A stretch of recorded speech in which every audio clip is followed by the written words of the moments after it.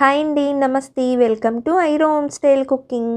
ఈరోజు బీరకాయ రొయ్యల కూర ఎలా తయారు చేయాలో చూద్దామా. చాలా బాగుంటుంది, తప్పకుండా ఇలా ట్రై చేయండి.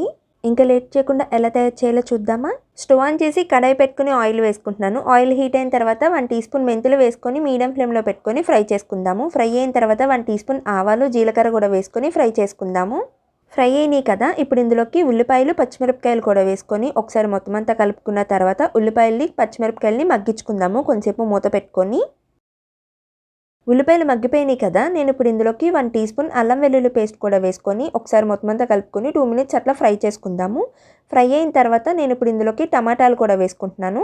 టమాటాలు కూడా వేసుకొని ఒకసారి మొత్తం అంతా కలుపుకొని కొంచెంసేపు మగ్గించుకుందాము టమాటాలని.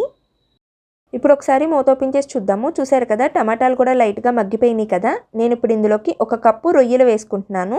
నీట్గా కడిగి వాష్ చేసిన 1 కప్పు రొయ్యలు కూడా వేసుకొని ఒకసారి మొత్తం అంతా కూడా బాగా కలుపుకుందాము.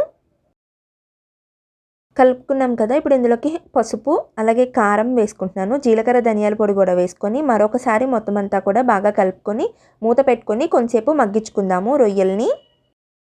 ఇప్పుడు ఒకసారి మూత ఓపెన్ చేసి చూద్దాము. చూసారు కదా, రొయ్యలు లైట్గా మగ్గినాయి కదా. నేను ఇప్పుడు ఇందులోకి బీరకాయ ముక్కలు వేసుకుంటున్నాను. పైన తొక్క అనేది తీసేసిన బీరకాయ ముక్కలు కూడా వేసుకొని మరొకసారి కలుపుకుంటున్నాను. అలాగే రుచికి సరిపడ సాల్ట్ కూడా వేసుకుంటున్నాను. ఒకసారి మొత్తం అంతా కలుపుకొని కొంచెంసేపు మూత పెట్టుకొని మగ్గించుకుందాము. ఇప్పుడు ఒకసారి మూత ఓపెన్ చేసి చూద్దాము. చూసారు కదా, బీరకాయ ముక్కలు కూడా మగ్గిపోయినాయి కదా. నేను ఇప్పుడు ఇందులోకి 2 స్పూన్లు చింతపండు రసం వేసుకుంటున్నాను.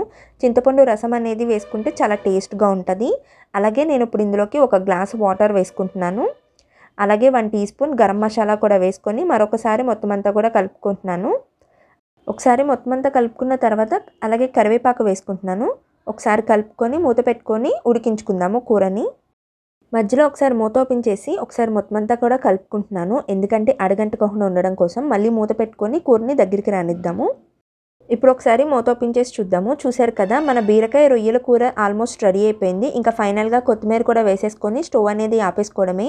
అంతేనండి, సింపుల్ అండ్ ఈజీ బీరకాయ రొయ్యల కూర రెడీ అయిపోయింది. తప్పకుండా ఇలా ట్రై చేయండి. మా వీడియోస్ కానీ మీకు నచ్చినట్టయితే లైక్ చేయండి, షేర్ చేయండి, సబ్స్క్రైబ్ చేయండి. Thanks for watching.